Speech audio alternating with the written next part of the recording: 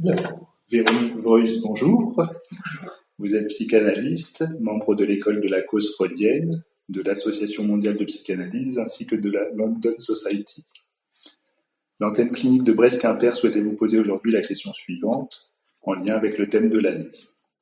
Tout le monde est fou, c'est-à-dire délirant.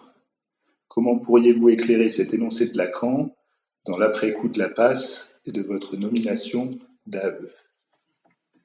Je vous remercie de cette question qui n'est pas qu'on doit d'abord un petit peu déplier pour en comprendre les enjeux. Nous, Lacan dit ça, tout le monde est fou, c'est-à-dire délirant. Je pense que c'est à propos de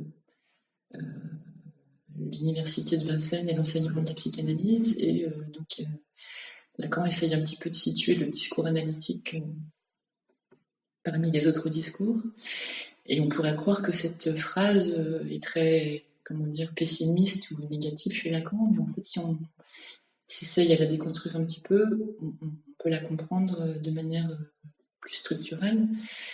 Ça me fait penser, moi, à une phrase du séminaire 16 où Lacan parle du destin égaré des êtres parlants. Alors, qu'est-ce qu'on peut entendre par le destin égaré des êtres parlants? Pour moi, ça veut dire que nous vivons dans un monde qui n'a pas de sens et nous avons besoin de sens. J'ai un patient d'ailleurs qui m'a dit cette phrase très belle, je souffre d'avoir un corps qui a besoin de sens dans un monde qui n'en a pas. Ça m'a paru très, très précis, c'est-à-dire qu'il nous arrive des choses dans notre corps et qu'on cherche à donner à ces choses un sens à l'aide des discours qui sont les discours dans lesquels nous existons. Et qu'on va donner, selon l'époque à laquelle on vit, un sens complètement différent à ce qui nous arrive selon les discours dominants du moment. Donc aujourd'hui, les discours dominants, donc ce sont le discours scientifique et puis les discours dérivés des discours scientifiques qui essayent de réduire ce qui se passe pour chacun à une causalité qu'on essaye de rendre organique pour essayer d'avoir un traitement efficace de la dérégulation qui nous habite en tant qu'être humain, puisque je dirais qu'on est fondamentalement déréglé comme organisme. Nous ne sommes pas des organismes régis de manière homéostatique par la pulsion, comme les animaux peuvent l'être par l'instinct. On est au contraire perturbé par le fait que ce qui nous arrive nous revient de l'extérieur et est mis en sens avec les mots de l'autre.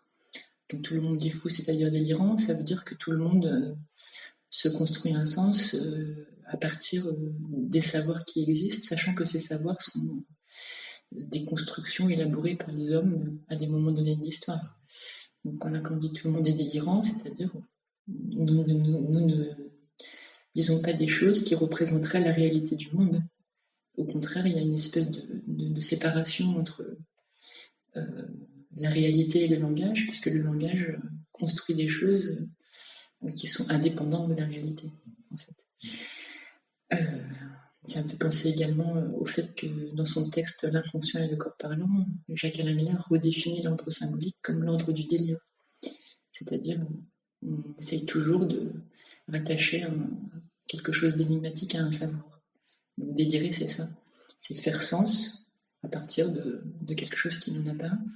Et on voit très bien quand on rencontre des patients il peut leur arriver l'événement X et ils vont tout de suite dire c'est parce que quand j'avais 7 ans, ma mère a vu un magnétiseur, ou parce que quand j'avais 3 ans, la comète de Halley est passée. Enfin, c'est cette espèce de tentative assez désespérée de l'être humain d'être au moins égaré en fait, par rapport à ce destin d'être dans un monde qui n'a pas un sens naturel.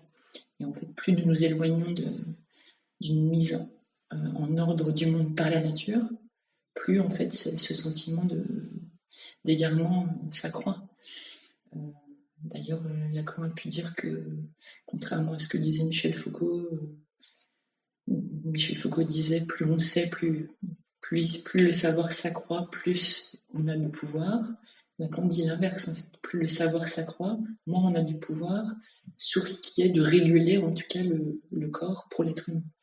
Et donc, à notre époque, nous vivons vraiment ça, puisqu'on a cette pluralisation des savoirs et leur perte d'efficacité pour ce qui est de produire une homéostase pour les sujets que nous voyons de plus en plus addicts, c'est-à-dire avec des rapports compulsifs à des objets, quels que soient les objets en fait. Alors comment est-ce que cette proposition de Lacan peut s'éclairer à partir de, enfin, dans l'après-coup de la passe? Je dirais que faire une analyse, la mener jusqu'à son terme, c'est la réalisation, en fait, comprendre dans sa chair que, en effet, le sens commun est une fiction, enfin que le sens commun est une fiction. On peut l'écrire comme on l'avait écrit à un moment Jacques Miller avec un X, c'est-à-dire c'est une fiction qui fixe et qui vient comme ça sécuriser un rapport précaire au monde qui nous entoure, et que dans la perspective de la passe, on se sépare au plus près de la fiction, de la fictionnalisation comme stratégie face aux événements de corps qui sont le lot de chaque être humain, et que de ce fait, je dirais qu'une analyse, c'est une extraction du sens commun. Et c'est se confronter au fait qu'il n'y a de sens que singulier, en fait. C'est-à-dire le sens que chacun d'entre nous, nous parvenons à donner à notre émergence en tant que, d'abord, sujet, enfin, corps frappé par le langage, et puis, dans un deuxième temps, le sujet de la parole qui parvient à prendre pied dans le langage pour dire quelque chose de ce qui lui est arrivé au moment où, justement, le langage n'était pas quelque chose dont il avait l'usage. Donc on a cette espèce de, je dirais, de temps logique de la subjectivité qui est d'abord, on est frappé par le langage dont on ne sait rien, qu'on ne comprend pas, et dans un deuxième temps, on construit, on élabore, on fictionnalise.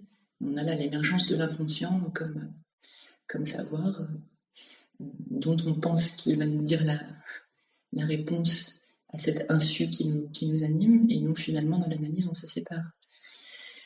Donc, après la passe, en tout cas pour certains d'entre nous, je dirais qu'on se confronte à ce réel, qui est que le réel n'est réel que d'exclure le sens.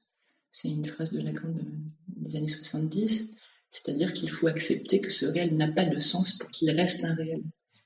Et on apprend à faire de ce réel notre boussole, c'est-à-dire à ne pas toujours tenter de le résorber dans le sens commun, mais d'accepter qu'au contraire, ce réel est hors sens et d'en acquérir un usage, en fait.